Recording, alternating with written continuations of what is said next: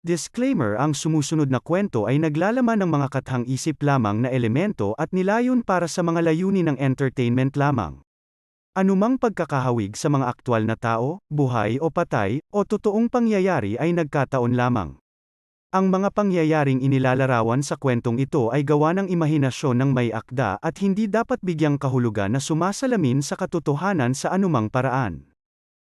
Sa maliit na bayan ng Willow Creek na matatagpuan sa loob ng makakapal na kagubatan ng Pacific Northwest, mayroong isang kwento na pinagmumultuhan ang mga lokal sa loob ng maraming henerasyon. Ito ay ang kwento ng Hookman, isang figura na ibinulong sa mga patahimik na tono sa paligid ng mga apoy sa kampo at ipinasa mula sa magulang patungo sa anak bilang isang babala. Ayon sa alamat, maraming taon na ang nakalilipas. Isang batang mag-asawa, sina Mark at Emily, ang nagpasya na magpalipas ng isang romantikong gabi sa tabi ng Willow Lake. Habang nakaupo sila sa gilid ng tubig, nakatingin sa mga bituin, nakarinig sila ng mahinang tunog na nagmumula sa mga puno. Hindi pinansin noong una, nagpatuloy silang nag-e-enjoy sa kanilang gabi hanggang sa lumakas ang ingay, lalong nagpursigi. Si Mark, ang matapang, ay nagpasya na mag-imbestiga. Iniwan si Emily na mag-isa sa tabi ng lawa. Ang mga minuto ay naging oras at si Emily ay nagsimulang mag-alala. Nang hahanapin na sana niya si Mark, narinig niya ang nakakaiyak na sigaw na umaalingaunggaw sa kakahuyan. Tumayo siya ng tuwid, ang bilis ng tibok ng puso niya sa dibdib.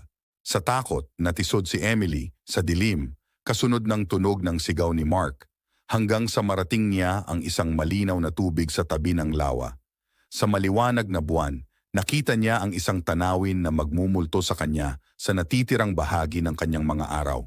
Nakabitin sa sanga ng puno na nakasabit sa kalawang na kawit ang walang buhay na katawan ni Mark. Isang malakas na sigaw ang pinakawalan ni Emily. Hindi maintindihan ng kanyang isip ang kilabot sa kanyang harapan. At nakatayo sa tabi ng bangkay ni Mark ang isang malabong figura, matangkad at banta, na may hawak na kawit na may bahid ng dugo sa kamay nito.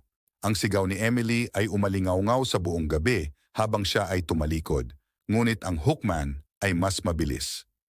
Sa isang mabilis na galaw, humampas siya, ang kanyang kawit ay humihiwa sa hangin at itinapat ang sarili sa laman ni Emily.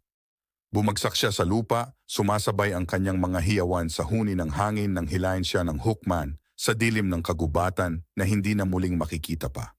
Mula noong nakamamatay na gabing iyon, sinasabi ng mga lokal na kung pupunta ka sa Willow Lake sa isang gabing walang buwan at makinig ng mabuti, maririnig mo pa rin ang mahinang pagkamot ng kawit ng Hookman sa mga puno, isang nakagigimbal na paalala ng kakilakilabot na nakakubli sa mga anino ng kagubatan.